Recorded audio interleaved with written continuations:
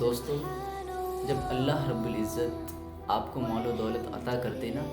تو کبھی اس بات کا فخر مت کرنا کہ مجھے یہ جو مال و دولت، روپیہ پیسہ، زمین جائیداد، بینک بیلنس حاصل ہوا ہے، یہ میری خود کی محنت کی وجہ سے۔ اگر دیکھیے، اگر صرف محنت کی وجہ سے ہی مال و دولت کا حاصل ہونا پایا جاتا تو ایک بات یاد رکھیں، آج کے دور میں سب سے زیادہ امیر ایک مزدور انسان ہوتا۔ ایک مزدور انسان دن رات محنتیں مشقتیں جھیل جھیل کر کام کرتا ہے، وہ اپنا دن رات پھوڑا چلاتا ہے، تب جا کر کہیں اسے 2 وقت کا کھانا میسر ہوتا ہے۔ اگر یہ دیکھیں کہ محنت ہی مال و دولت کا ایک ذریعہ ہے، تو نہیں میرے بھائی، مال و دولت کا ذریعہ صرف محنت ہی نہیں، یہ خاص فضل ہے آپ کے رب کا جو اس نے آپ کو عطا کیا ہے۔ یہ مال و دولت صرف محنت کی وجہ سے نہیں ہے، اگر محنت کی وجہ سے ہوتی تو آج ایک مزدور انسان ہی سب سے زیادہ امیر ہوتا۔ تو اس بات پہ کبھی فخر مت کرنا کہ مجھے یہ جو مال و دولت حاصل ہوا ہے یہ میری خود کی محنت کی وجہ سے، بلکہ یہ جو آپ کو مال و دولت، زمین جائیداد، بینک بیلنس، جو بھی کچھ ملا ہے، یہ سب کچھ آپ کے رب کا فضل ہے۔ اور کبھی اس بات پہ غرور مت کرنا کہ مجھے یہ جو مال و دولت حاصل ہوا ہے، یہ جو میرے پاس زمین جائیداد ہے، روپیہ ہے، بنگلے ہیں، کئی گھر ہیں، یہ میری اپنی قابلیت کی وجہ سے ہیں، میرے اپنے ذہن کی دماغ کی وجہ سے ہیں۔ تو اس بات پہ بھی کبھی غرور مت کرنا، کیونکہ جناب بہت سے ایسے لوگ ہیں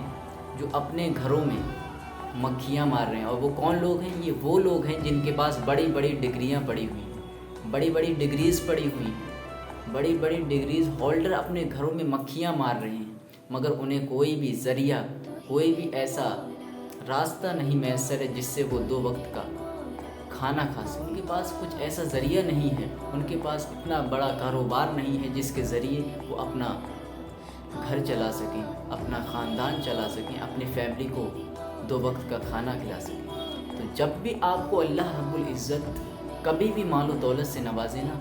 تو کبھی اس میں صرف اپنا ہی حق مت سمجھنا، یہ مت سوچ لینا کہ مجھے یہ جو مال و دولت حاصل ہوا ہے یہ میری اپنی قابلیت یا اپنی محنت کی وجہ سے، کبھی بھی مت سوچنا۔ بلکہ جب بھی آپ کو آپ کا رب مال و دولت عطا کرے، زمین جائیداد عطا کرے، مال و دولت جو بھی کچھ عطا کرے، تو اس میں آپ اپنے رب کا شکر ادا کیجیے اور کہیے کہ مولا کریم، جو بھی تو نے ہمیں جو بھی کچھ عطا کیا ہے، اس میں صرف ہمارا ہی حق نہیں ہے بلکہ تیرے بندوں کا بھی حق ہے۔ اللہ رب العزت جب ہمیں مال و دولت عطا کرتا ہے نا، تو صرف اس میں ہمارا ہی حق نہیں ہوتا ہے بلکہ اس میں اس کے بندوں کا بھی حق ہوتا ہے۔